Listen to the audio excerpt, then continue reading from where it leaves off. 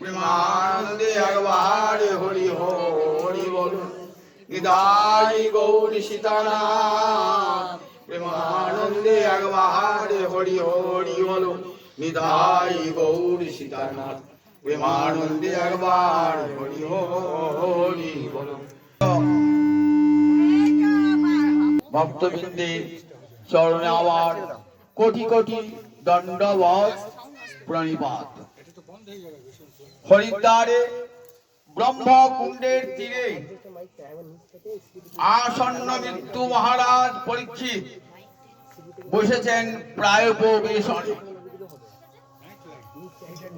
প্রায় প্রবেশনে মানে জল পর্যন্ত স্পর্শ করবেন না। সামান্য জলের জন্য তিনি মুনিকে অবমাননা করেছেন, তার জন্য তিনি অভিশপ্ত হয়েছেন। তাই তার প্রতিজ্ঞা, আমি যতদিন আমার প্রাণ আয়ু থাকবে ততদিন আর জল স্পর্শ করব না। হরিদ্বারে ব্রহ্মকুণ্ডের তীরে গঙ্গার দিকে মুখ করে বসেছেন। যে গোবিন্দের চরণ হতে গঙ্গা প্রবাহিত, সেই গঙ্গার দিকে মুক্তি করে বসে আছেন। উদ্দেশ্য, ওই গোবিন্দের চরণ, যে চরণ হতে তার করুণাধারা জল রূপে নির্গত হয়ে আসছে, ওই গোবিন্দের চরণই আমাকে পেতে হবে। আমার পরমায়ু তো 7 দিন, তাই 7 দিন আর আমি কোনো জল স্পর্শ করব না। সামান্য একটু জলের জন্য আমি মণিকণ্ঠে মৃত সর্প জড়িয়েছিলাম। কত বড় মহৎ অপরাধ আমি করেছি। আমি জন্মেছি কোন বংশে? যে বংশ হরিভক্তের বংশ। আমার পিতামহ যুধিষ্ঠির গোবিন্দ চরণ ছাড়া আর কিছুই জানতেন না। রাজ্য ভ্রষ্ট হয়ে বনে বনে ঘুরে বেরিয়েছেন, তথাপি গোবিন্দ চরণ এক মুহূর্তের জন্য গোবিন্দ চরণ বিস্মৃত হন না। আমি তারই পৌত্র, তারই রক্ত আমার প্রতি, আমার ধমনে ধমনে প্রবাহিত হচ্ছে। আর আমি সেই বংশের সন্তান হয়ে আমি কি করেছি? সেই বংশের সন্তান হয়ে আমি মণিকে অপমান করেছি। তাই আমার তো মৃত্যু আর 7 দিন বাদেই তক্ষক দংশনে মৃত্যু হবে। এই 7 দিন কেমন করে হরিপাদ পদ্ম লাভ করা যায়, তার জন্য বসেছেন কোথায়? হরিদ্বারে ব্রহ্মকুণ্ডের তীরে। শত শত যোগী ঋষি ধ্যানী জ্ঞানী তপস্বী, আমাদের মতন বিষয়ের কীট যারা বিষয়াসক্ত গৃহমেধী, তারাও এসে আজ হরিদ্বারের ব্রহ্মকুণ্ডের তট আলোকিত করে বসে আছেন। এমন সময় এসেছেন ব্যাসনন্দন সুখদেব। সুখদেবকে সোনার সিংহাসনে বসিয়েছেন রাজা। নিজে কলসি করে জল বহন করে এনে তার 2টি চরণ ধুয়ে দিয়েছেন। 2টি চরণ ধুয়ে দিয়ে প্রশ্ন করেছেন, আমি তো আসন্ন মৃত্যু প্রভু, আমার কর্তব্য কি? আসন্ন মৃত্যু জীবের কর্তব্য কি? দেখুন কেমন প্রশ্নটি করলেন। দেখুন, আসন্ন মৃত্যু জীবের কর্তব্য কি? মহারাজ পরীক্ষিত 7 দিন বাদে প্রাণ পরিত্যাগ করবেন, এটি কিন্তু নিশ্চিত। একবারে 7টি দিন যে তিনি বেঁচে থাকবেন এটি নিশ্চিত। আমাদের মধ্যে কয়জন বলতে পারেন বলুন দেখি যে 7 ঘন্টা আমি বেঁচে থাকবো? কেউ নিশ্চয় করে বলতে পারেন না যে আমি 7 ঘন্টা বেঁচে থাকবো, 7 মিনিট বেঁচে থাকবো। যে কোনো মুহূর্তে আমার নিঃশ্বাস বন্ধ হয়ে যেতে পারে। হ্যাঁ, আমরা সবাই তো আসন্ন মৃত্যু কিরকম, একটি করে দিন চলে যাচ্ছে, আর আমার পরমায়ুর ভান্ডার হতে একটি করে দিন খসে পড়ছে। আমি হয়তো 10 বছর বাঁচবো, 10 বছরের মধ্যে আজ একটি দিন চলে গেল। আবার কালকে সূর্য উঠবে, সূর্য অস্ত হবে, একটি দিন চলে যাবে। তাহলে সবাই আমরা মৃত্যুর দিকেই এগিয়ে চলেছি। সবাই তো আসন্ন মৃত্যু, সুতরাং আমাদের কর্তব্য কি এটা তো জানতেই হবে। মহারাজ পরীক্ষিত কেমন প্রশ্নটি করেছেন দেখুন। আমাদের সকলের প্রতিনিধি হয়ে এই প্রশ্নটি সুখদেবের মুখে শুনিয়েছেন যে আমরা সবাই তো আসন্ন মৃত্যু, এই আসন্ন মৃত্যু জীবের কর্তব্য কি? সুখদেব মৌনী আজ হরিদ্বারে ব্রহ্মকুণ্ডে তিনি এসেছেন 7 দিন ব্যাপী মহারাজ পরীক্ষিতকে কৃষ্ণ কথা শ্রবণ করাচ্ছেন। বলেন দেখো, যদি কৃষ্ণ চরণ পেতে চাও তার একটাই উপায় কৃষ্ণ নাম এবং কৃষ্ণ কথা শ্রবণে। গোপীরা জগৎকে দেখিয়ে গেছেন কৃষ্ণ পাওয়া যায় কৃষ্ণ নামে, তাকে ধ্যানে পাওয়া যায় না, জ্ঞানে পাওয়া যায় না, তপস্যায় পাওয়া যায় না, তাকে পাওয়া যায় তার নামে। রাসের দিনেতে কৃষ্ণহারা হয়ে গোপীরা কৃষ্ণ খুঁজতে বার হলেন। রাধারানীর নেতৃত্বে সব গোপীগণ কোথায় গেলেন? যমুনার তীরে। যমুনার তীরে বসে সমস্ত গোপীরা বলছেন কেমন করে কৃষ্ণকে পাবো। রাধারানী বললেন কৃষ্ণ প্রাপ্তির একটি উপায়, তার নাম গুণ কীর্তন করলে কৃষ্ণ প্রাপ্তি হবে। সুতরাং কৃষ্ণকে খুঁজে কোনো লাভ হবে না, খোঁজা মানে জ্ঞান। বলেন না জ্ঞানের দ্বারা কখনো ভগবানকে পাওয়া যায় না, ভগবানকে পাওয়া যায় তার নামে তার কথা। গোপীরা বসে যমুনা পুলিনে বসে হরিনাম সংকীর্তন করেছেন কৃষ্ণ দর্শন লালসায়। রুরুদু সুস্বরমের আজন কৃষ্ণ দর্শন লালসা। শোনো মহারাজ, সুখদেব বলছেন রুরুদু সুস্বরমের আজন কৃষ্ণ দর্শন লালসা। সব গোপীগণ কৃষ্ণ দর্শন লালসায় উচ্চৈস্বরে ক্রন্দন করেছিলেন, কৃষ্ণ প্রাপ্তির জন্য ক্রন্দন করেছিলেন। আমরা কাঁদি, টাকার জন্য কাঁদি, বাড়ির জন্য কাঁদি, স্ত্রীর জন্য কাঁদি, পুত্রের জন্য কাঁদি, ভগবানের জন্য কাঁদি? ভগবানের জন্য কাঁদি না কেউ আমরা। সুখদেব জগৎকে শিক্ষা দিয়েছেন যদি কাঁদতে হয় তাহলে ভগবানের জন্য কাঁদো। জগতের অর্থ বিত্ত স্ত্রী পুত্রের জন্য কেঁদো না, কাঁদতে হলে একমাত্র ভগবানের জন্য কাঁদো। গোপীরা সেদিন চোখের জলে বুক ভাসে গোবিন্দকে দেখেছিলেন। গোবিন্দ থাকতে পেরেছিলেন? পারেন নাই, গোবিন্দ চলে এসেছিলেন। জগৎকে দেখালেন গোপীরা, গোপীরা জগৎ গুরু তো জগৎকে দেখালেন দেখো গুরু তো পথ দেখায়। কেমন করে কৃষ্ণ পাওয়া যাবে? বলেন কৃষ্ণ পাওয়া যাবে কৃষ্ণ কথা শুনে, কৃষ্ণ নাম কীর্তন করে। সেই রাধারানী ভাবটি অবলম্বন করে আমার গৌরাঙ্গ হরি আবির্ভূত হয়েছেন। নবদ্বীপে শচীগর্ভ সিন্ধু মাঝে 24 বছর বয়সে সন্ন্যাস গ্রহণ করেছেন। 6টি বৎসর সারা ভারতবর্ষ পরিভ্রমণ করেছেন। 18টি বৎসর নীলাচলে। শেষ যে রহিল প্রভু 12 বৎসর, রাধিকার ভাব চেষ্টা উঠে নিরন্তর। শেষ 12টি বৎসর প্রভু কাঁদছেন, রাধারানী ভাবে আবিষ্ট হয়ে কাঁদছেন। কাহা গেলে কৃষ্ণ পাই, কোথা গেলে কৃষ্ণ পাবো, বলে দাও বলে দাও। ওগো স্বরূপ দামোদর বলে দাও বলে দাও। কোথা গেলে কৃষ্ণ পাবো, বলে দাও বলে দাও। ওগো স্বরূপ রাম রায় বলে দাও বলে দাও। কোথা গেলে কৃষ্ণ পাবো, বলে দাও বলে দাও। গম্ভীরা পুরী গেছেন তো? পুরীতে একটি জায়গা আছে গম্ভীরা, ছোট্ট ঘর, সেইখানে মহাপ্রভু কাঁদতেন দিবারাত্র। রাধা রানীর ভাবে আবিষ্ট হয়ে কাঁদছেন। কি আছে কাছে? স্বরূপ দামোদর তার প্রিয় পরিকর, আর রায় রামানন্দ। তাই একবার রায় রামানন্দে গলা জড়িয়ে ধরছেন, আর একবার স্বরূপ দামোদরের গলা জড়িয়ে ধরছেন। এরা সব ললিতা বিশাখা, এরা এসেছেন স্বরূপ দামোদর রাম রায় রূপে। রাধা রানীর সখী, রাধারানী নারী ছিলেন তো, তার সখীরা ছিল, তাই ললিতা বিশাখা।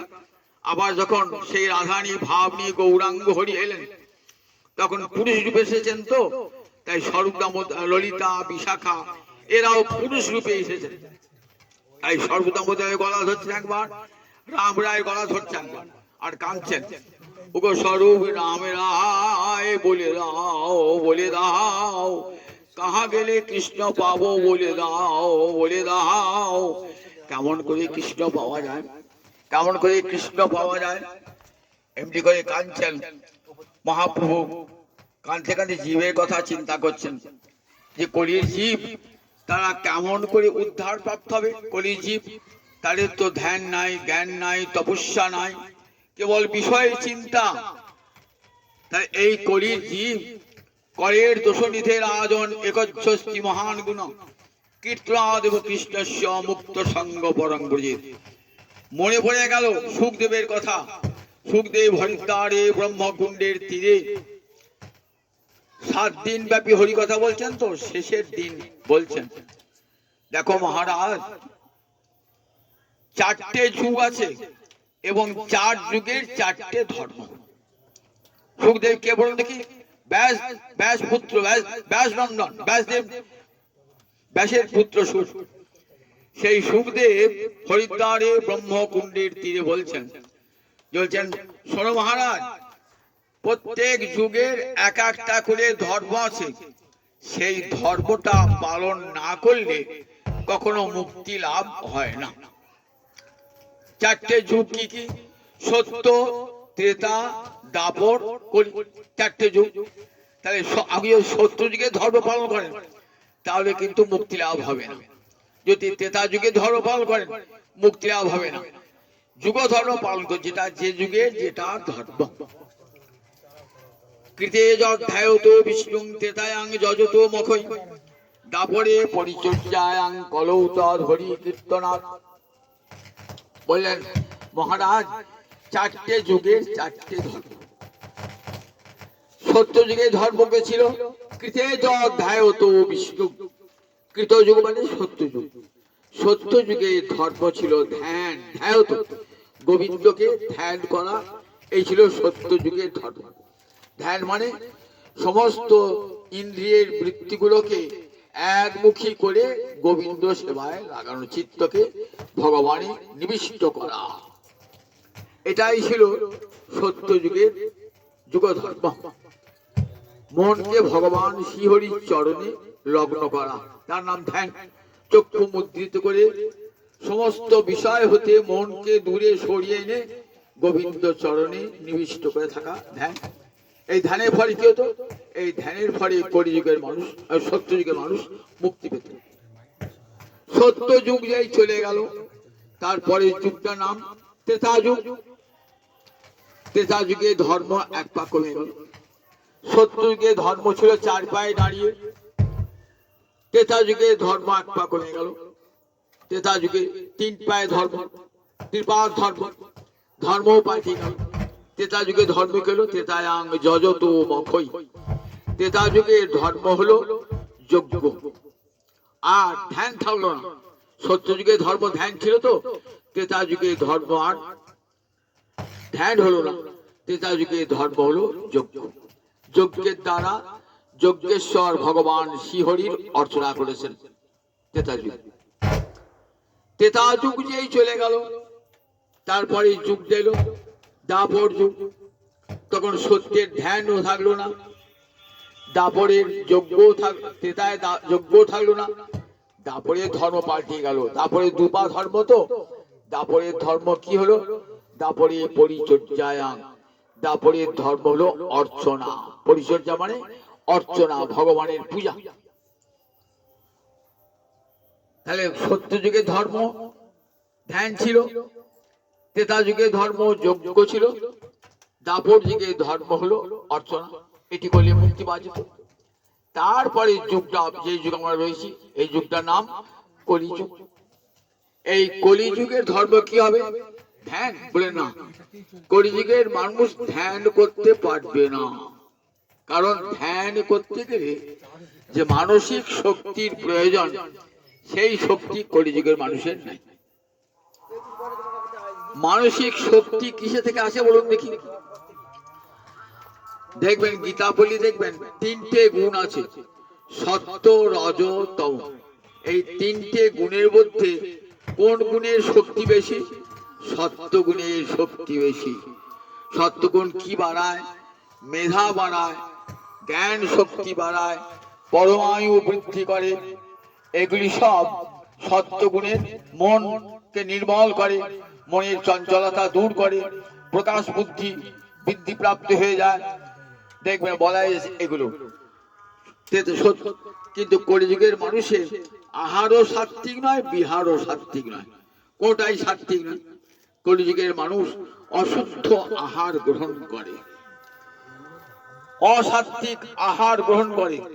শাস্ত্রে বলেছেন, বেদ বলেছেন, আহারও শুদ্ধ সত্য সংশুদ্ধি, সত্য সংশুদ্ধ ধ্রুবানুস্থিতি। আহার শুদ্ধি থাকলে তবে প্রাণের শুদ্ধি হয়। প্রাণ মানে পঞ্চবায়ু, যাকে প্রাণ দিচ্ছেন, আহার দিচ্ছেন না, পঞ্চবায়ু। পঞ্চবায়ু কি? প্রাণ, অপান, সমান, উদান, ব্যান। এই পাঁচটা বায়ু শুদ্ধ হবে কখন? যদি শুদ্ধ আহার দেন, তবে এই পাঁচটা বায়ু শুদ্ধ হবে। আর পাঁচটা বায়ু শুদ্ধ হলে কি হবে বলে? ধ্রুব অনুস্থিতি, সবসময় ভগবানের স্মরণ হবে, ভগবানের স্মরণ হবে। আর শুদ্ধ সত্য সংশুদ্ধি, সত্য সংশুদ্ধ ধ্রুবানুস্থিতি। কলিযুগের মানুষের আহার শুদ্ধি নাই, আবার দেখুন বিহার শুদ্ধি নাই। কলিযুগের মানুষ বেশি কারের সঙ্গে, বিষয়ী লোকের সঙ্গে বেশি। কোথায় ভাগবত পাঠ হচ্ছে, কীর্তন হচ্ছে, যাই শুনতে যায় না। তারা বসে বসে টিভি সিরিয়াল দেখে, না আমার পাড়ার লোকের সঙ্গে বসে গল্প করতে লাগলো, বিষয়ের গল্প। হ্যাঁ রে, তোদের তোদের বাড়িটা দুতলা কবে হবে রে, তিনতলা কবে হবে রে, তোর ছেলেটা চাকরি পেলো, তোর মেয়েটা ভালো বিয়ে সম্বন্ধ হলো, আর কোনো কথা নাই। হ্যাঁ কোন ডাক্তারকে দেখাচ্ছিস, এছাড়া কোনো কথা নাই। হরি কথা তাদের মুখে আসে না, হরি কথা চিন্তাও তারা করে না কোনো কালে। এমন দুর্লভ মানব জন্ম পেয়ে শিহরির চিন্তা তাদের আসে না কোনো কালে। তাই বিহারটাও শুদ্ধি নাই, আর শুদ্ধি নাই, বিহার শুদ্ধি নাই। কলিযুগের মানুষের ধ্যান হবে কেমন করে? ধ্যান করতে গেলে যে মনের শক্তি দরকার। মন তো এলোমেলো, এমনিতে আমাদের মন চঞ্চল। চঞ্চল হি মন কৃষ্ণ প্রমাথি বলভদ্র। গীতা পড়েছেন তো? গীতাটা প্রত্যেক দিন পড়বেন, কিছু করুন না করুন, প্রত্যেক দিন একটা শ্লোক হোক, দুটো শ্লোক হোক পড়বেন। এমন সুন্দর মানব জন্ম পেয়ে জন্মটাকে নষ্ট করেন না। আর এমন জন্ম ভগবান দেবেন না।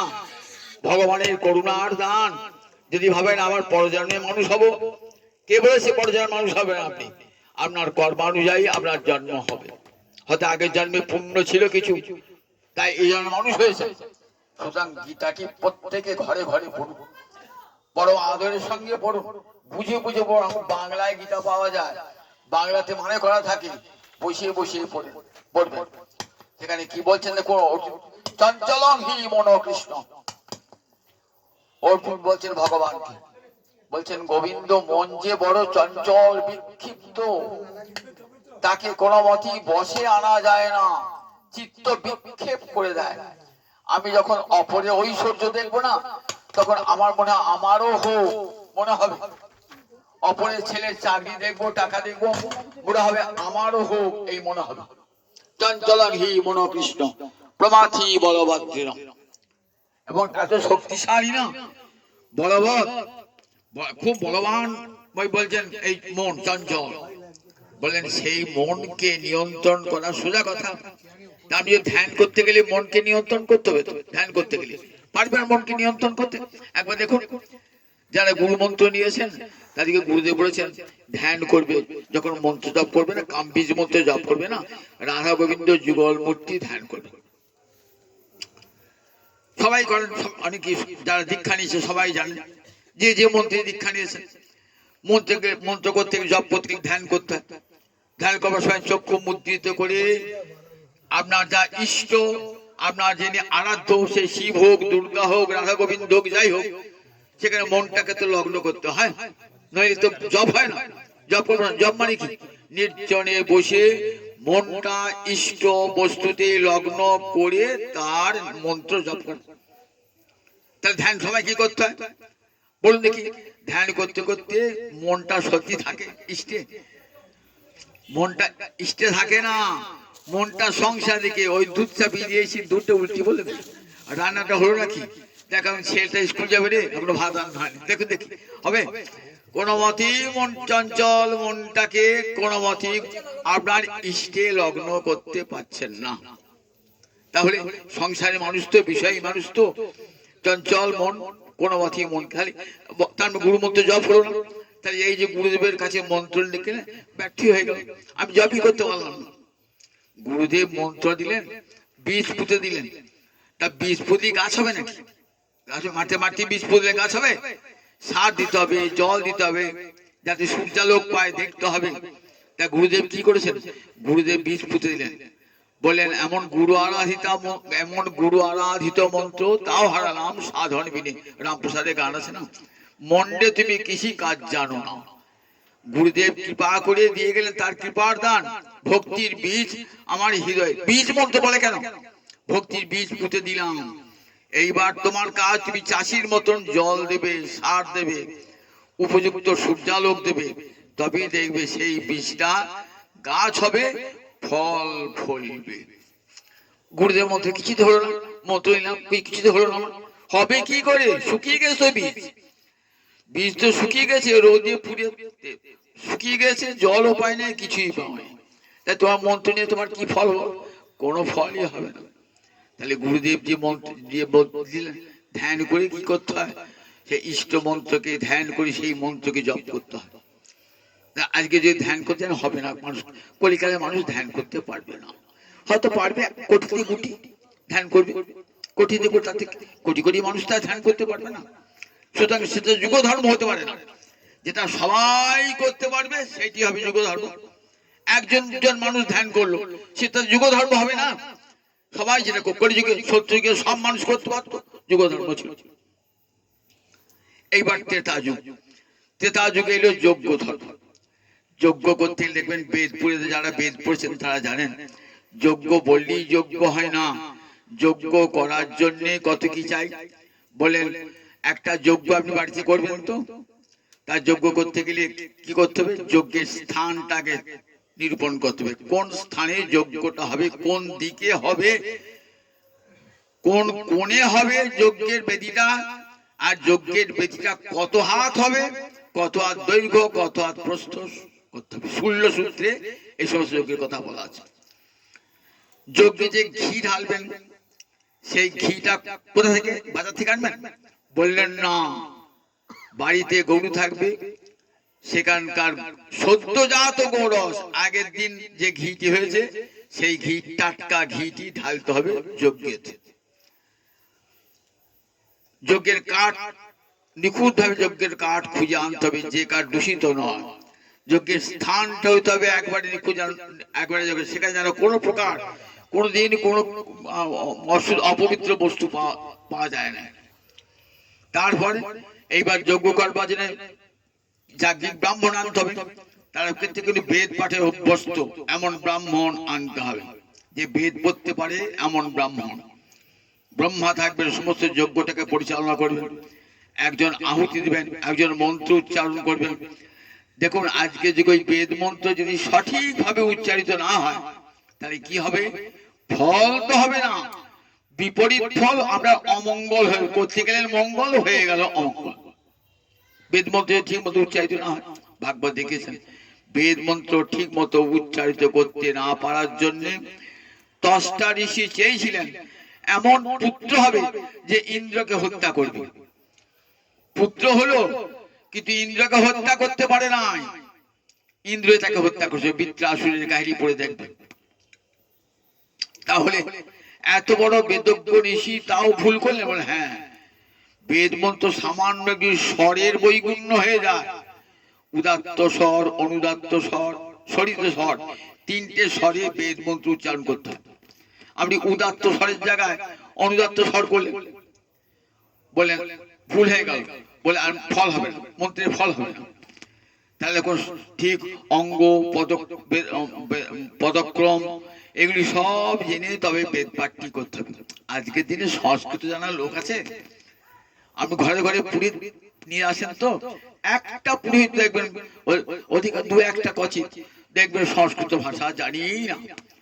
পৈতৃক বৃত্তি, সেই বৃত্তিটা অবলম্বন করে আপনার ঘরে বসে মন্ত্র উচ্চারণ করছে, এবং সবকটাই মন্ত্র যেরকম শিক্ষিত ব্যক্তি বসে থাকে দেখবে সবকটা মন্ত্রই সে ভুল পড়লো, সে লাগিয়ে দেয় অনুস্বর লাগিয়ে দেয় আর ঘন্টাটি নড়িয়ে দেয়, বাস মন্ত্র প্রস্তুত, মন্ত্র প্রস্তুত। কোথায় দ্বিতীয় বিভক্তি, কোথায় তৃতীয় বিভক্তি, কোথায় চতুর্থী, সে জানেই না, সেটা জানেই না। বিষ্ণু শব্দ আর কৃষ্ণ শব্দ এক নাকি? সংস্কৃতে কৃষ্ণ শব্দ অকারান্ত পুংলিঙ্গ শব্দ, বিষ্ণু শব্দ হর্ষকারান্ত। এখন বিষ্ণু পূজা করতে গেলে যদি বলে কৃষ্ণায় নম চতুর্থী, কৃষ্ণ শব্দের চতুর্থী এক বচনে কৃষ্ণায় হয়, কিন্তু বিষ্ণু শব্দের চতুর্থী এক বচনে বিষ্ণবে হবে। এখন কৃষ্ণায় ওই পুরোহিত বললো বিষ্ণায়, বলুন দেখুন বিষ্ণায় বলে দিল। তাহলে দেখুন এখন মন্ত্রটা গোবিন্দের কাছে গেলই না, মন্ত্রটা তাকে দিয়ে পুজো করেন ঘরে ঘরে, উপায় নাই তো কি করবো, কোথায় পাবেন সংস্কৃত জানার লোক? সে কারণে বাড়িতে পুরীগিরি করতে আসবে, যে সংস্কৃত জানে সে তো দুটো পয়সার জন্য হয় কোন কলেজে প্রফেসারি করবে না স্কুলে মাস্টারি করবে, সে কারণে বাড়িতে পুজো করতে আসবে। আমরা পুজো করতে আসবে কার? যে সংস্কৃত জানে সেই আসবে পুজো করতে আসবে। কারণ আপনি 500 টাকা দেবেন, 10,000 টাকা দেবেন, তার সংসার চলবে? কাজে সংস্কৃত জানার লোক কোথাও খুঁজে পাবেন না, ওই কিছু পুজো করাতে হবে। তাই যজ্ঞ করবি কি করে? পুজোটাই হচ্ছে না ভালো করে, আর যজ্ঞ কি করে হয় বলুন দেখি? যজ্ঞ কি করে হবে?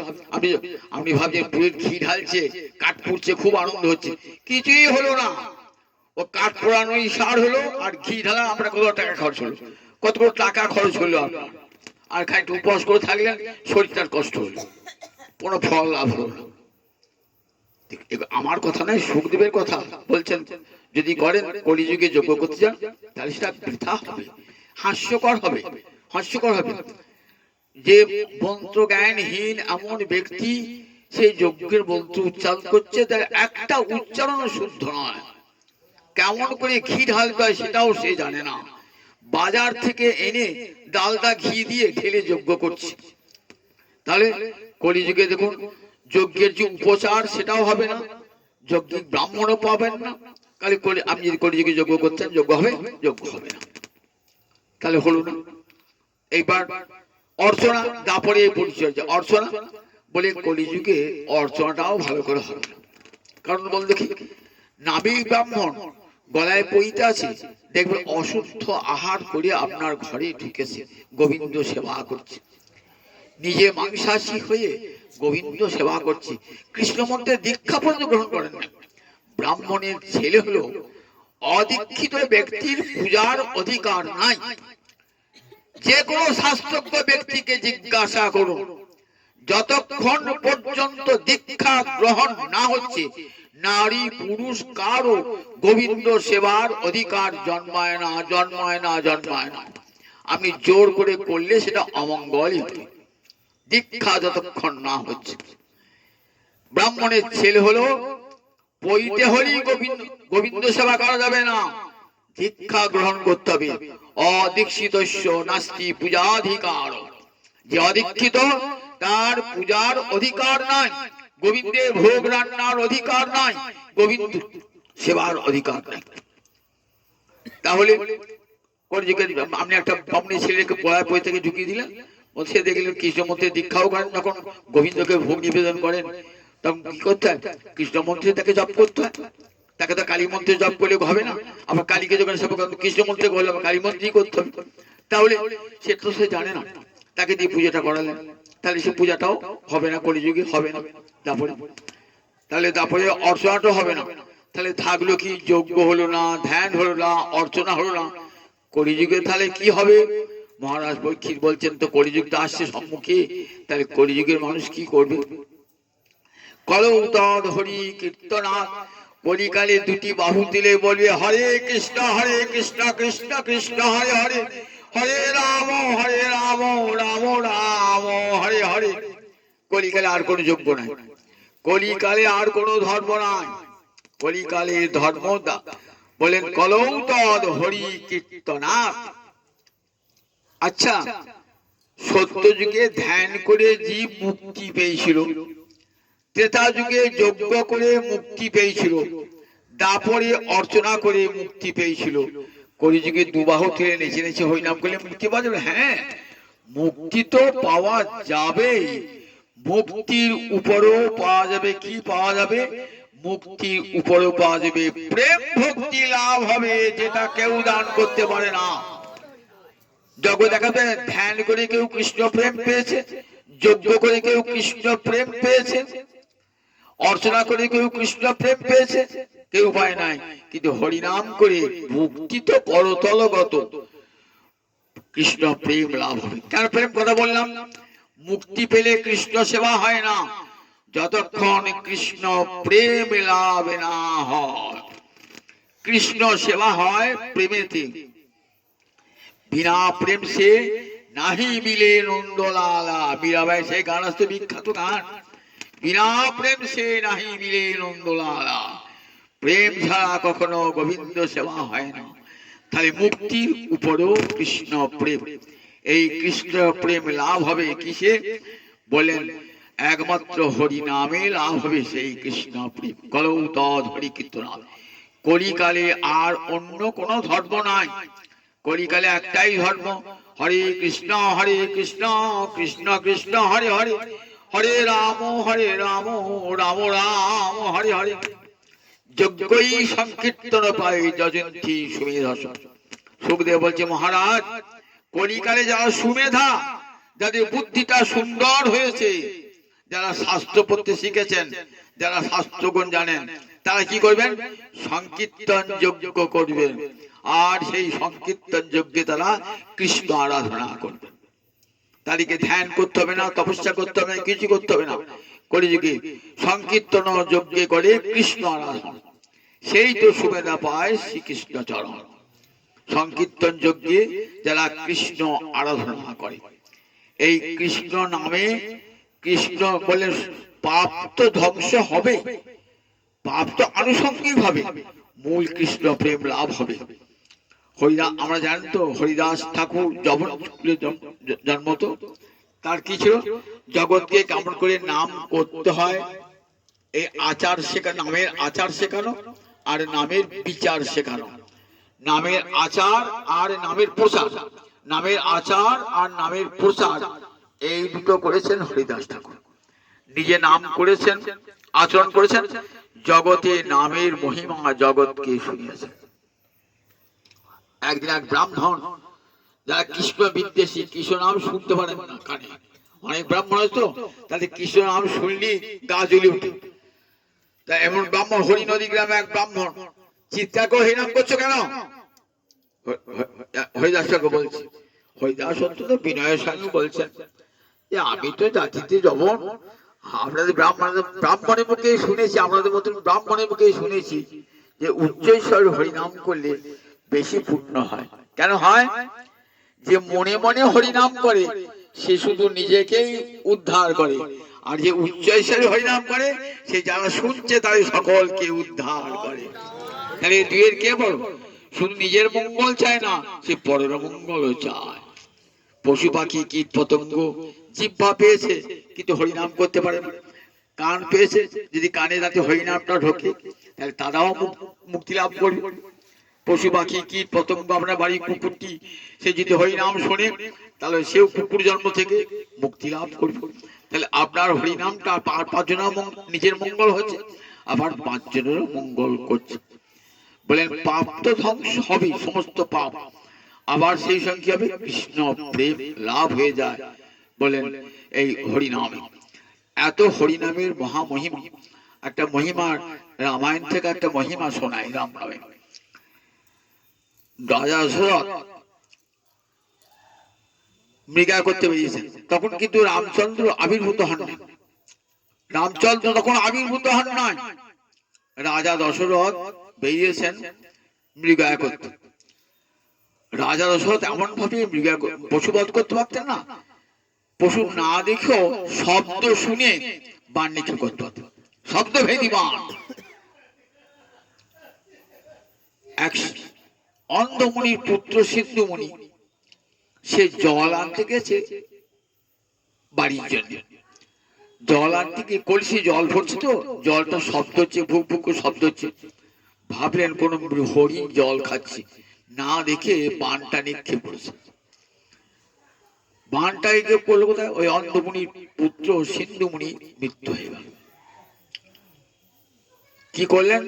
রাজা গিয়ে দেখছেন, এ কি করেছি আমি? এ তো হরিণ নয়, এ তো মুনিপুত্র। কি করবেন? কোলে করে নিয়ে এলেন। কোলে করে একমাত্র পুত্র তাদের সম্বল, আর অন্ধের জ্যোষ্ঠী, স্বামী স্ত্রী দুজনেই অন্ধ।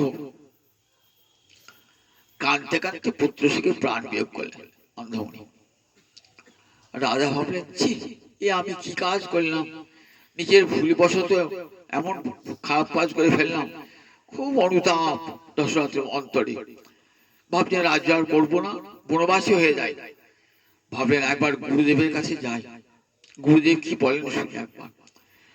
সিন্ধুমণিকে বাড়ি পৌঁছিয়ে দিয়ে, বাবার কাছে বাড়ি পৌঁছিয়ে দিয়ে চলে গেলেন কোথায়? গুরুদেব। একবার সাক্ষাৎ গুরুদেবকে ছিলেন বশিষ্ঠ গুরুদেব। গুরুদেবের কাছে গিয়ে বলছেন, গুরুদেব, আমি একটা বিরাট অপরাধ করে ফেলেছি। মণিপুত্রকে মেরে ফেলেছি ভুল করে, শব্দ ভেদি বানে। গুরুদেব নাই তো? কে আছেন? গুরুদেবের ছেলে আছেন, বামদেব আছেন। বলে, বাবা তো নাই। বলে, ঠিক আছে, আমি তোমার প্রায়শ্চিত্তের বিধান দিচ্ছি, তুমি স্নান করিস।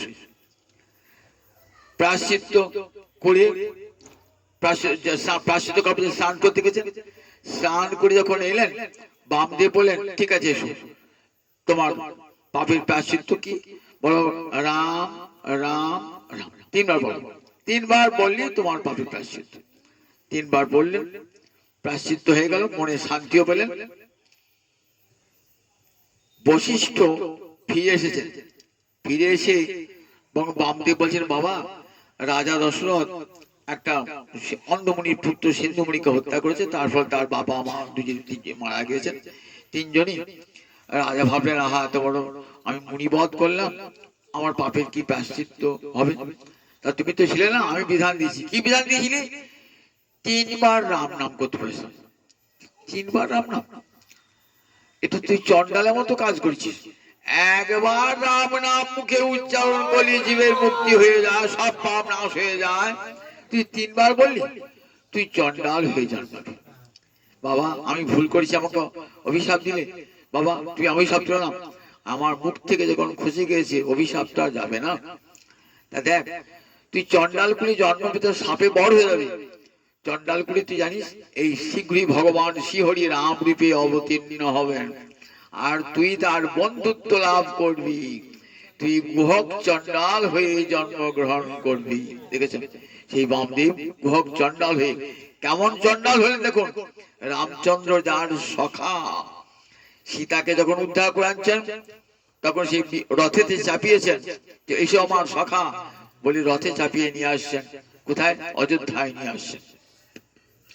দেখালেন জগতে যে দেখো রামে কি ভাই। সুখদেব বলছেন, আমাদের তুলসীদাস রামচন্দ্র মানুষে বলছেন, বলছেন রামচন্দ্র শক্তি নাই, যে রাম তার নামের মহিমা কত, রামচন্দ্র নিজেও বলতে পারেন না।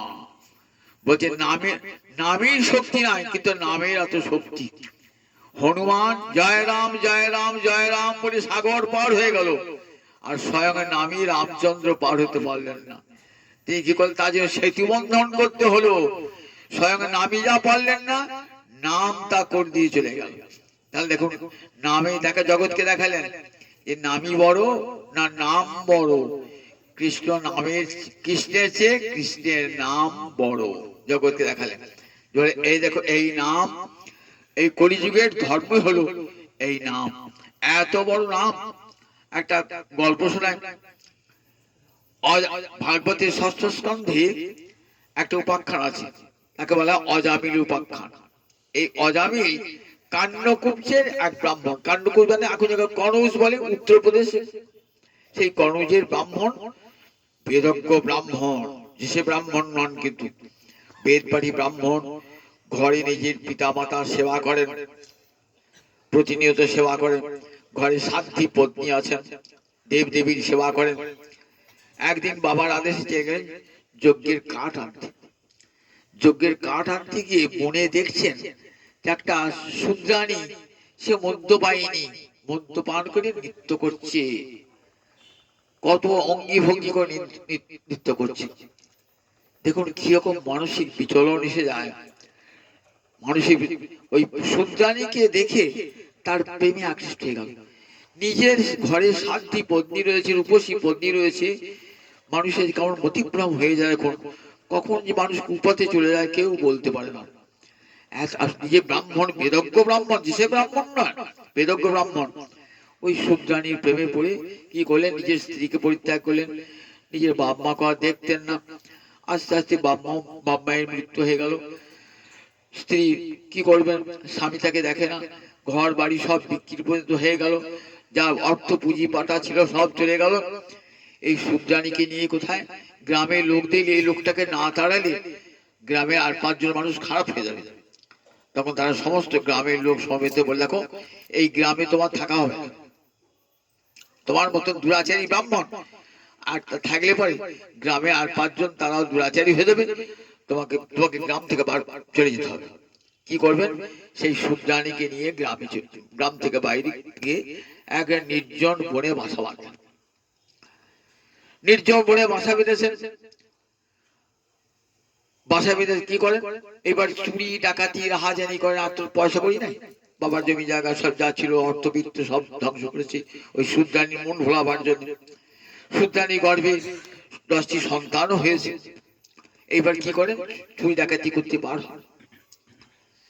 একদিন এসেছেন লোমশ মুনি। লোমশ মুনি সারা অঙ্গ লোমে ভরা। লোমশ মুনির একটি একটি করে লোম খুশে পড়বে, আর একদিন করে পরবায়ু তার অতিক্রান্ত হবে। কত লোম যে আছে, কত কোটি বছর বাঁচবে বলতে পারে না। তার গা চুলকানি রোগ হয়েছে। চুলকানি রোগ হয় না, খালি চুলকাতে মনে হয়, রোগটা কোনোমতি সারছে না। নারদের সঙ্গে দেখা, বলছে হে মুনিবর, তোমার দর্শনী লোকে রোগ সেরে যায়, তা আমার একটা রোগ হয়েছে, রোগটা সারাতে পারবে? কি হয়েছে গো? সবসময় গা চুলকুতে ইচ্ছা হয়, এই রোগটা ছেড়ে দাও, তুমি তো ভবরোগ বৈদ্য। বললে শোনো, এই রোগের ওষুধ খুব কঠিন। কি রোগ কঠিন? বলতে হবে, দেখো এমন এক ব্রাহ্মণের অন্ন খেতে হবে, জাতিতে ব্রাহ্মণ কিন্তু কর্মে চণ্ডাল। জাতে ব্রাহ্মণ কিন্তু কর্মে চণ্ডাল, এমন ব্রাহ্মণের অন্ন যদি খেতে পারো রোগটা সেরে যাবে। লোমশ মুনি বললে, এমন ওষুধের বিধান দিলে আমি কোথায় খুঁজে পাই? সারা দেশ ঘুরছে, এখান সেখান ঘুরছি। হ্যাঁ গো, জাতে ব্রাহ্মণ কিন্তু কর্মে চণ্ডাল, এমন ব্রাহ্মণ আছে? ও বলছে না, আমাদের নাই, গ্রামে নাই। ও বলছে আমাদের গ্রাম নাই। ঘুরতে ঘুরতে ঘুরতে ঘুরতে এই কনৌজে এসেছে, কান্নকুব্জে এসেছে। এসে বলছে, সব বাড়ি বাড়ি গিয়ে জিজ্ঞাসা, আচ্ছা তোমাদের এখানে ব্রাহ্মণ আছে? হ্যাঁ আছে। চণ্ডাল ব্রাহ্মণ? না, চণ্ডাল ব্রাহ্মণ আমাদের কেউ নেই, আমাদের সব বেদজ্ঞ ব্রাহ্মণ, সব বেদ পাঠ করা ব্রাহ্মণ, চণ্ডাল ব্রাহ্মণ। একটা লোক বলছে, হ্যাঁ ছিল, এখন আর নাই। ছিল, হ্যাঁ সে এখন আর গ্রামে থাকে না তো। কোথায় থাকে?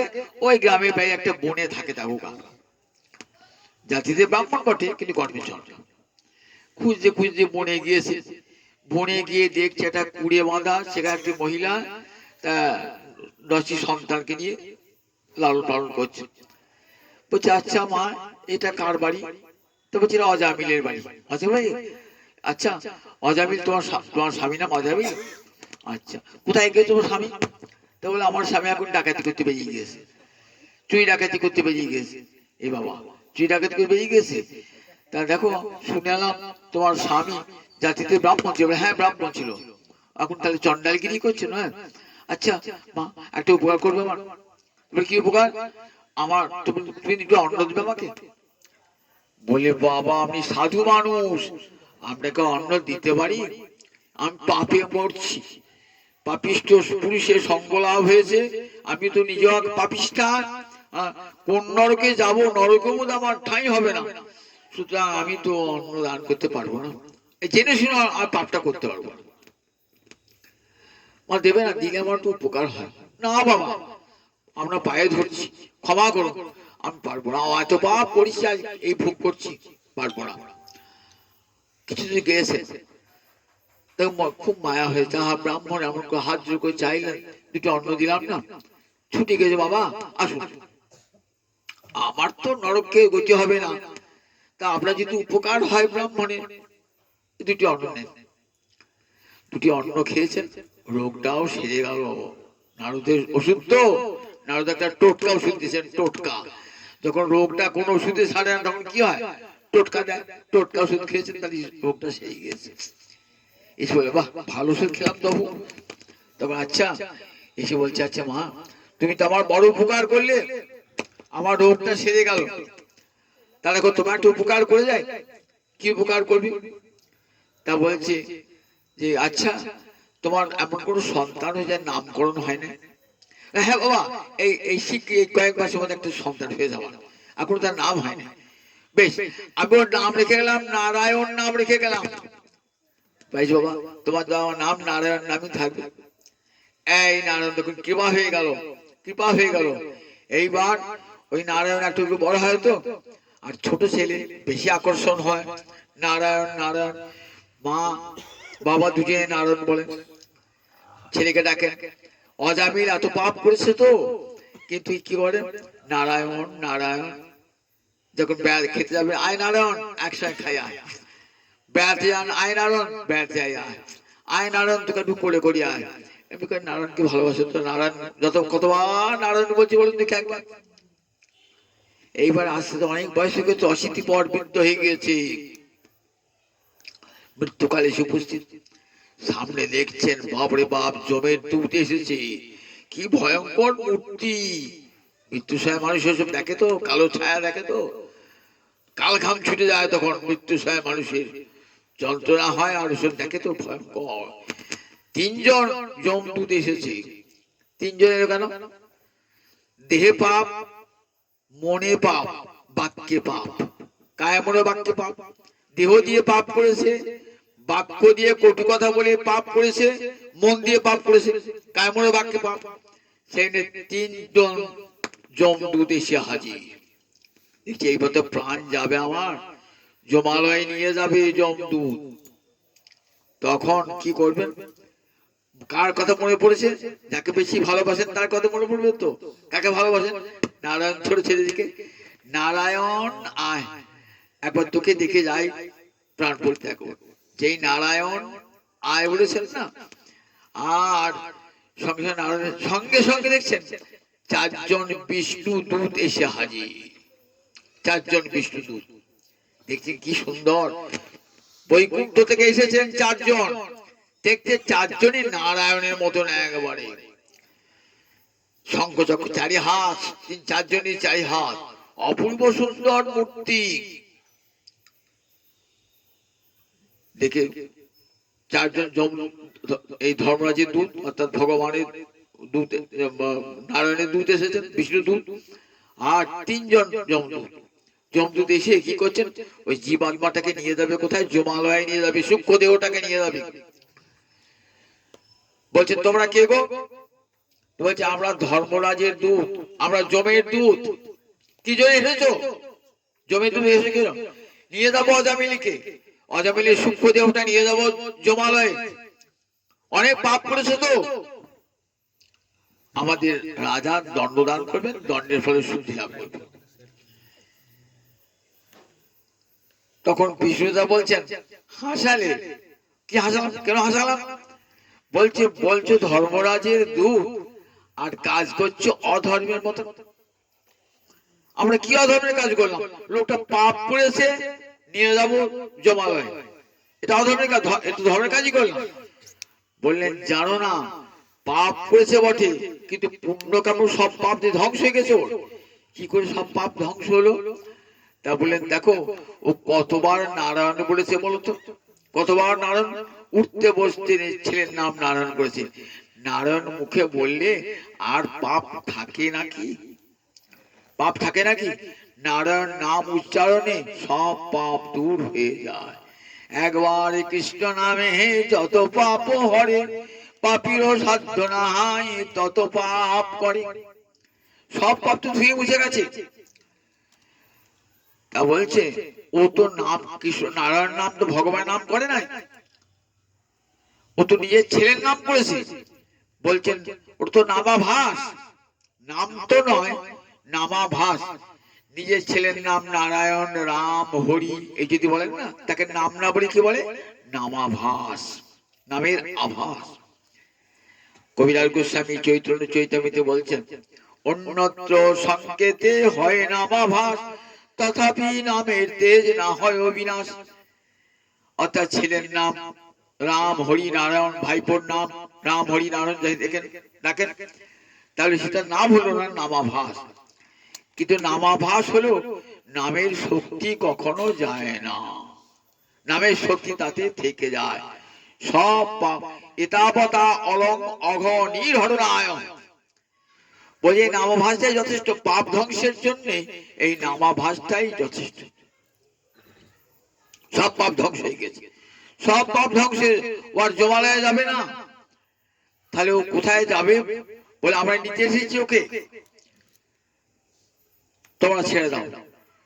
যমরাজের দূতেরা ছুটে চলে গেলেন আর অজামিলকে পরিত্যাগ করে চলে গেলেন।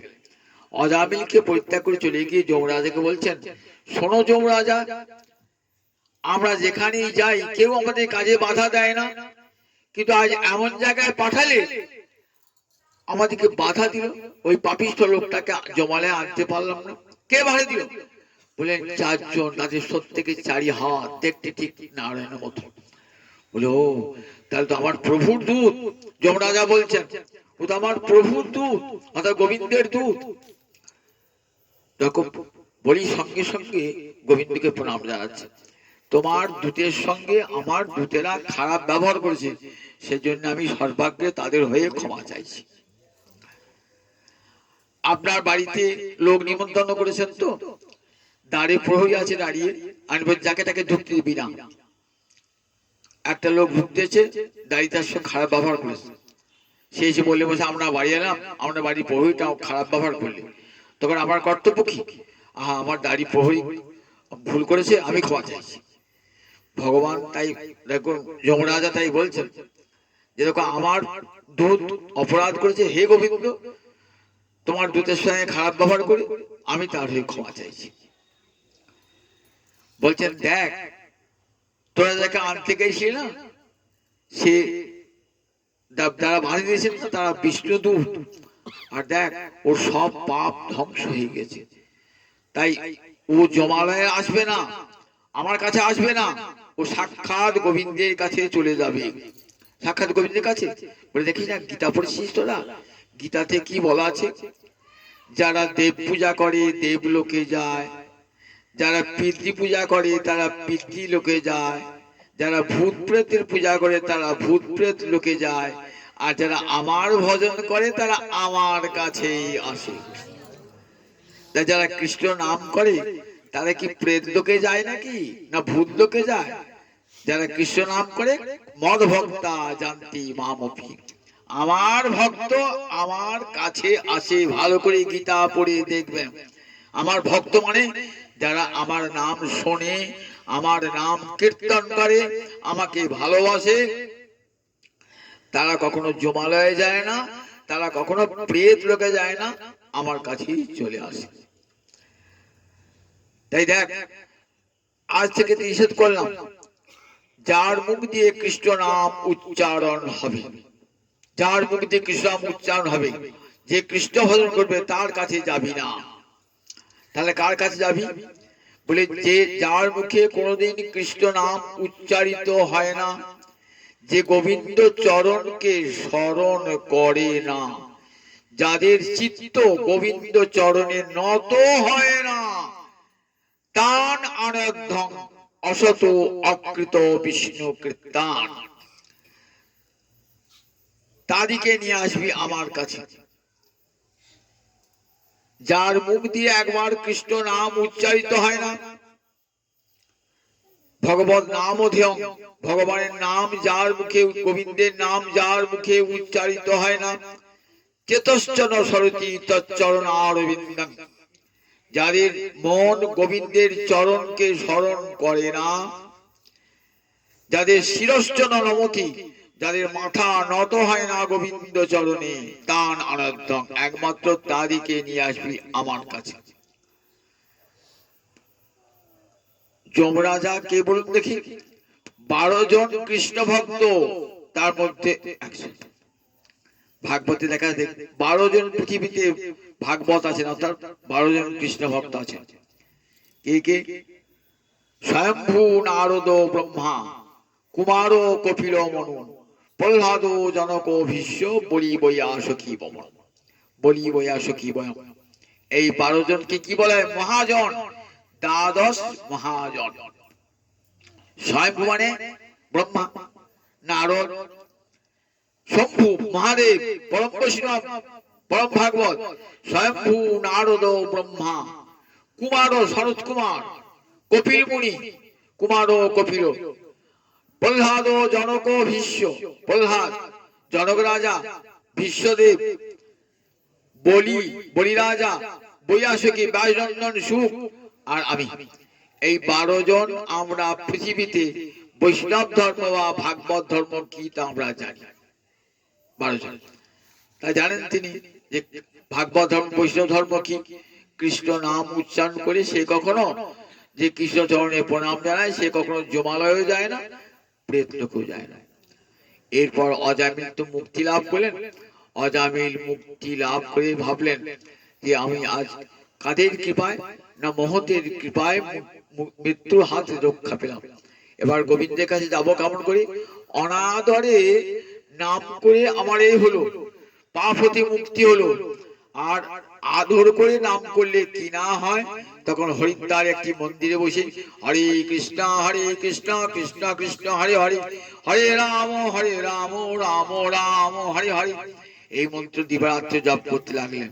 মৃত্যু মুখ থেকে বেঁচে কি হলো দেখুন, তাকে আনবার জন্য ভগবান রথ পাঠালেন। সারূপ্য মুক্তি অর্থাৎ সমানে রূপ প্রাপ্তি, অর্থাৎ বৈকুণ্ঠে নারায়ণের যেমন রূপ, সেই রকম রূপ প্রাপ্তিকে কি বলে? সারূপ্য মুক্তি লাভ করে চলে গেলে কোথায়? বৈকুণ্ঠ লোকে। এই কাহিনী সুখদেব বলছে, শোনো, এই কাহিনীটা আমার নয়, আমি শুনেছি। জানো কে আমাকে বলেছে? অগস্ত্য ঋষি। কোথায় বলেছে? মন্দর পর্বতের গুহায় আমাকে এই কাহিনী শুনিয়েছিলেন অগস্ত্য। খুব আরো প্রাচীন কাহিনী। সুখদেব বলছেন, মহারাজ এই কাহিনীটা আমাকে বলেছিলেন অগস্ত্য ঋষি। কোথায় বলেছিলেন? মন্দর পর্বতের গুহায়। শোনো মহারাজ, অনাদরে কৃষ্ণ নাম করে এই ফল, তাহলে আদর করে কৃষ্ণ নাম করলে কি না হয় বলুন দেখি একবার? আদর করে কৃষ্ণ নাম করলে, অনাদরে নাম করি সব পাপ ধ্বংস হয়ে যায়। তাহলে কৃষ্ণ নামের কত মহিমা একবার দেখুন। কৃষ্ণ নাম, কৃষ্ণের চেয়ে কৃষ্ণের নাম বড়। কৃষ্ণ নাম বুঝুন, কৃষ্ণ নাম দেখুন কলিকালে কোথায় বললেন? কৃষ্ণ নামে সাক্ষাৎ কৃষ্ণকেও দর্শন হবে, কৃষ্ণ প্রেম ও লাভ হবে। এই কৃষ্ণ নাম আমার মহাপ্রভুর পরম দান। কৃষ্ণ বড় না কৃষ্ণ নাম বড়? দেখবেন আমরা কাশিদাসী মহাভারত পর্যন্ত অনেকই বাড়িতে আছে, এখন আর পড়ার রেওয়াজ নাই। আগের দিনে বুড়ি বুড়ি মেয়েরা সামান্য লেখাপড়া জানতেন, কিন্তু কাশিদাসী মহাভারত আর কৃত্তিবাসী রামায়ণ তাদের মুখস্থ ছিল। এখন তার ঘরে ঘরে টিভি হয়ে গেছে, কাজী কাশিদাসী মহাভারত কেউ পড়ে না, কৃত্তিবাসী রামায়ণ আর কেউ পড়ে না, জানেও না কৃত্তিবাসী রামায়ণ আছে। রামায়ণ মহাভারত কি জানি না, রামকে সীতাকে জানি হা করে শোনে, রাম বলছি সীতা বলে, ওসব নাম সাথে মনেই থাকে না। রাম সীতা ওসব সেকেলে গল্প বলে উড়িয়ে দেয় সবাই। কাশিদাসী মহাভারত দেখবেন, সেখানে কাশিদাস হরিনামের মহিমা বর্ণনা করছে, হরিনামের মহিমা বর্ণনা করছে। কি রকম? একদিন এসেছেন নারদ দ্বারকা মন্দিরে। দ্বারকায় কৃষ্ণের কত মহিষ ছিল? 16,108। 16,108 মহিষী। তার মধ্যে প্রধান কে ছিলেন বলুন দেখিনি? সত্যভামা, সত্রাজিৎ কন্যা সত্যভামা। সেই সত্যভামাকে বলছেন নারদ, এ দেবী একটা ব্রত করবে। তবে হ্যাঁ, ব্রত করলে কি ফল হবে? না, এই ব্রতটা করলে পারে কৃষ্ণের সঙ্গে তোমার কোনোদিন বিচ্ছেদ হবে না, কোনো জন্মে বিচ্ছেদ হবে না। আমি তাই চাই যে কৃষ্ণের সঙ্গে যেন জন্মে জন্মে আমার বিচ্ছেদ না হয়। আমি যেন কৃষ্ণ পত্নী হয়ে জন্মে জন্মে আবির্ভূত হই। তাহলে ব্রত করবে? হ্যাঁ হ্যাঁ, হেডসিমা ব্রত করবো। বেশ, তাহলে ব্রত করলে কিন্তু ব্রতের দানটা শোনো, দক্ষিণাটা শুনে নাও ভালোভাবে আগে। নারদ যে সে ব্রাহ্মণ নয়, দক্ষিণাটা কেমন দেবে দেখে আগে বলছে। দক্ষিণাটা কি দেবে বলো? কি যা চাইবি তাই দেবো? আমার দক্ষিণা কি? আমি সত্রাজিৎ করি না, যা চাইবি তাই দেবো। হিরে মুক্ত যা চাইবি। আমি হিরে মুক্তের জন্য আসিনি, আমি সন্ন্যাসী ফকির মানুষ, আমি কৃষ্ণ পেতে এসেছি। কৃষ্ণকে দেবে? ওইটা দান। হ্যাঁ হ্যাঁ দেবো, কৃষ্ণকে দেবো। না জেনে শুনেই বলতেছেন কৃষ্ণকে দিয়ে দেবো। ভালো করে চিন্তা করে দেখো, কৃষ্ণ তোমার একা নয়, 16,108 মহিষীর স্বামী। তুমি দেবো বললে হবে? বলছে আমি সত্যভামা, সত্রাজিৎ কন্যা, আমি যা বলবো তাই হবে। ঠিক বলছো তো? ঠিক বলছি। তোমার যোগ্য হয়ে যাবে, তুমি কৃষ্ণকে নিয়ে চলে যাবে। বিশ্বাস হচ্ছে না, বিশ্বাস হচ্ছে না, তাই কি করলে বিশ্বাস হবে? ওই তোমার বাড়ির সামনে যে পারিজাত গাছটা রয়েছে না, পারিজাত, এই পারিজাত গাছ উবড়িয়ে নিয়েছিলেন কৃষ্ণ। ইন্দ্রের সঙ্গে লড়াই করে নিয়ে এসেছিলেন ওই পারিজাত বৃক্ষ স্বর্গের নন্দন কারণে থেকে নিয়ে এসে ওই সত্যভামার গৃহের অঙ্গনে পুঁতেছিলেন ওই পারিজাত বৃক্ষ, কল্পতরু। নারদ এসে একটা ফুল দিয়েছিল, পারিজাত ফুল দিয়েছিল কৃষ্ণকে। কৃষ্ণ দিয়েছেন কাকে? রুক্মিণীকে দিয়েছেন। আর সত্যভামা যায় কোথায়? সত্যভামার সঙ্গে মানিনি হয় 3 দিন ধরে উপোস, ঘর বন্ধ করে দিয়েছে। কি করলে? আমাকে পারিজাত গাছ এনে দিতে হবে। তুমি ফুল দিয়েছো রুক্মিণীকে, আমার পারিজাত গাছ এনে দিতে হবে। পারিজাত গাছটাই নিয়ে এলেন, সেখান থেকে নন্দন কারণ হচ্ছে। এই না, তোমার গৃহের দরজায় পুঁতে দিলাম। ওই পারিজাত গাছের সঙ্গে বেঁধে রাখো। আমার কিন্তু তাকে আগে দান দেখবো, দান দক্ষিণাটা কেমন দেখবো, যোগ্যটা তেমনি হবে, পুত্র তেমনি হবে। লোভী বামুন হলে কি বলে, আগে দানটা দেখি কি দিয়েছ, তেমনি তো মন্ত্র উচ্চারণ হবে। নারদ বলছে দেখি। তা কি করতে হবে? বৃক্ষেতে বাঁধিয়ে দিতে হইবে স্বামী দান। গাছে বেঁধে রেখে দাও। বলেন বেশ। কৃষ্ণকে নিয়ে এসে, কৃষ্ণ মজা দেখছেন, কৃষ্ণকে নিয়ে এসে গাছের সঙ্গে বেঁধে দিয়েছে। এবার নারদ দেখছে না, যজ্ঞ করছে, যজ্ঞ যাই শেষ হয়ে গেল, ভূত যাই শেষ হয়ে গেল। এবার কৃষ্ণকে নিয়ে চলে যাচ্ছে। কিছু দূর যাওয়ার পর তখন হুশ হয়েছে সত্যভামার। ও নারদ, তুমি যে বললে কৃষ্ণের সঙ্গে আমার বিচ্ছেদ হবে না, এই জন্মেতে বিচ্ছেদ হয়ে গেল। এই জন্মেতে তুমি নিয়ে পাচ্ছ কৃষ্ণ। আমি তো বলেছিলাম। নারদ বলছে আমি তো বলেছিলাম কৃষ্ণের সঙ্গে তোমার বিচ্ছেদ হবে না, এই যোগ্য বলবে দানটা দিতে হবে, কৃষ্ণকে দান দিতে হবে, তো তুমি নিয়ে পাচ্ছ। আমি তো তোমার সঙ্গে আমার এই শর্তই ছিল কৃষ্ণ দান দিতে হবে, তুমি দিলে কেন তখন? না বুঝে বলেছো, আমি তো কৃষ্ণ ধর্ম খুঁজে বেড়াচ্ছি, নাম করছি কৃষ্ণ, নাম করছি কৃষ্ণ খুঁজে খুঁজে বেড়াচ্ছি। কোথায় গেলে কৃষ্ণ পাবো, কোথায় গেলে কৃষ্ণ পাবো? আমি অনায়াসে কৃষ্ণ পেয়ে গেলাম। তাহলে আমাকে নাও সঙ্গে, আমি কৃষ্ণ। বললে আমি সন্ন্যাসী মানুষ, সন্ন্যাসী মানুষের সঙ্গে কখনো নারী থাকে না, সুতরাং আমি কখনো তোমাকে নিতে পারি না। তাহলে এখন উপায়? বললেন উপায় একটা আছে দেবী, যদি উপায় করতে পারে। কি উপায়? না, যদি কৃষ্ণের সমান কিছু দিতে পারো তাহলে উপায়। কৃষ্ণের সমান হিরে জহরত মণি মুক্ত কি নেবে? যা চাইতে হবে, পারবে তো? এদিকে শুধু সত্যমা নয়, 16,108 মহিষী ছুটছেন পিছনে পিছনে, আমাদের কৃষ্ণ ফিরিয়ে দিয়ে যাও, কৃষ্ণ ফিরিয়ে দিয়ে যাও। দান হয়ে গেছে, দান করে ফেরত না হয় নাকি? দান করে করে ফিরে আয় নাকি? ওই কে দান করলো? সত্যমা দান করছে। সব মহিষী তো মূর্ছিত হয়ে পড়ে আছে।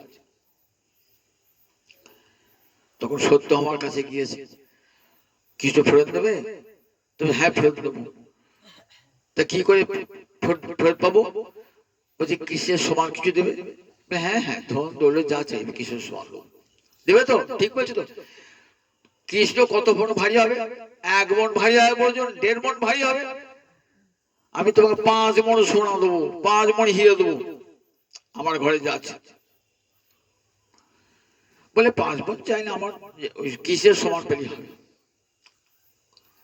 যদি অধিক দাও, অধিক অন্তর দোষায় যদি অধিক দাও ভালোই হবে। নারদ চলে এলেন কৃষ্ণকে নিয়ে। এইবার দ্বারকা মন্দিরে রুক্মিণী গৃহে একটা তুলাদণ্ড, একটা দুটো পাল্লা ঝুলছে, একটা পাল্লায় কৃষ্ণকে চাপিয়ে দিয়েছে। কৃষ্ণ বাট খাড়া, এইবার পাশে দণ্ড চাপাচ্ছে, চাপাতে চাপাতে চাপাতে চাপাতে অনেক উঁচু হয়ে গেল। ও বাবা, বাট খাড়া যেমন করে মাটির সঙ্গে লেগেই আছে, আর পাহাড় সমান দণ্ড হয়ে গেল, ওটা তার নামছে না কোনো মতে।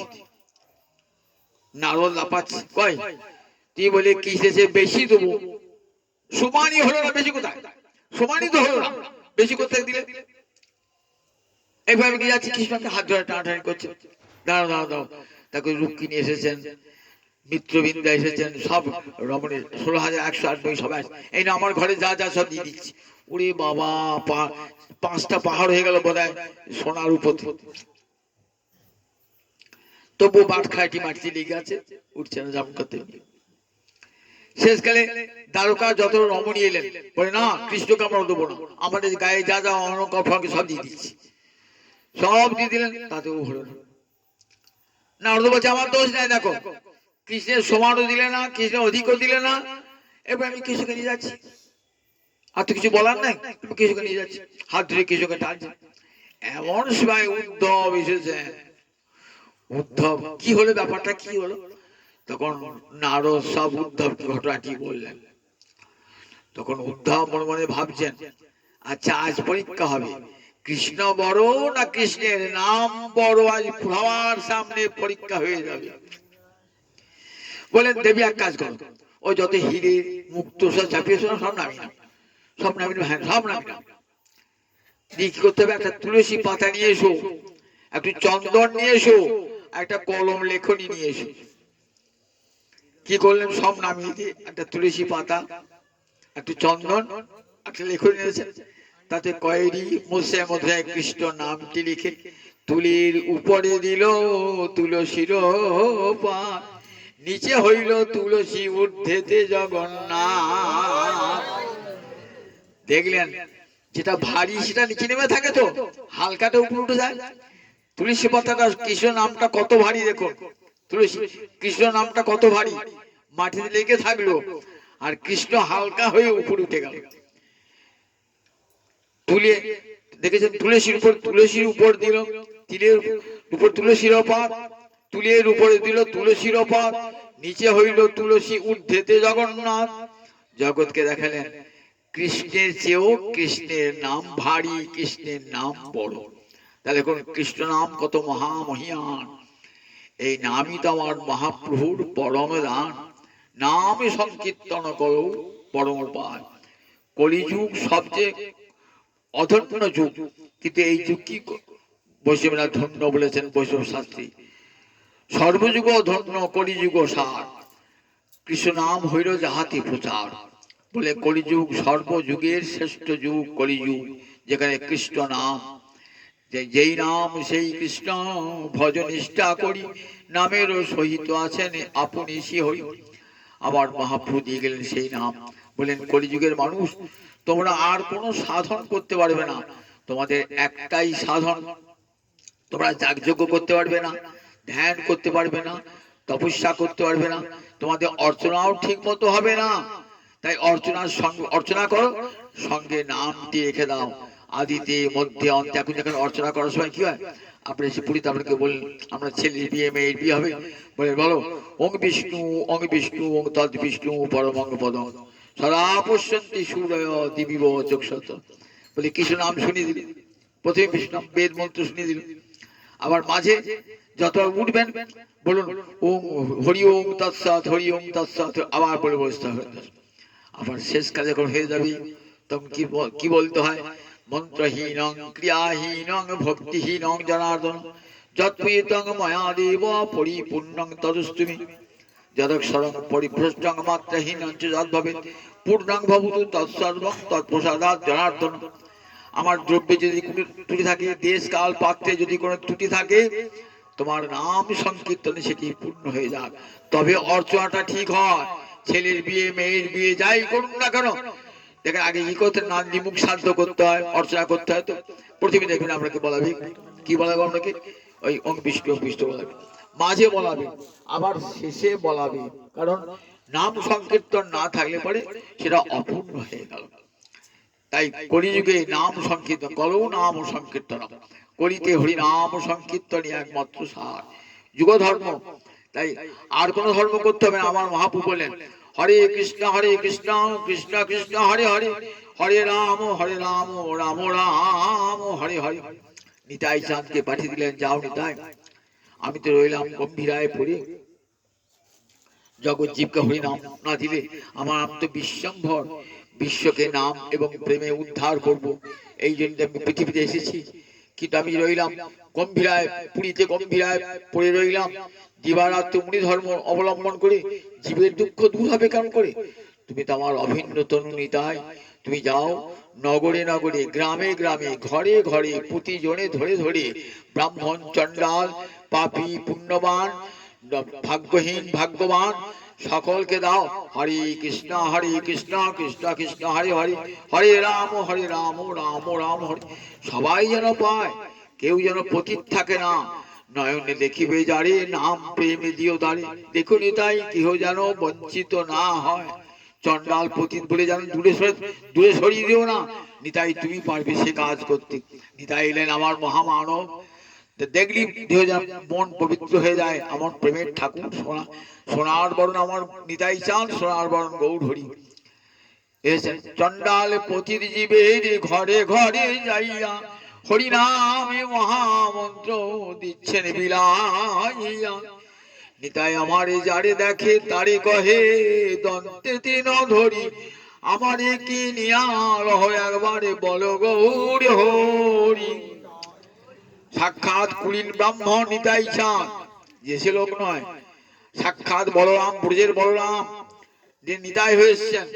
আজ দেখুন কেমন চন্ডাল পতিত জীবের ঘরে ঘরে যাই।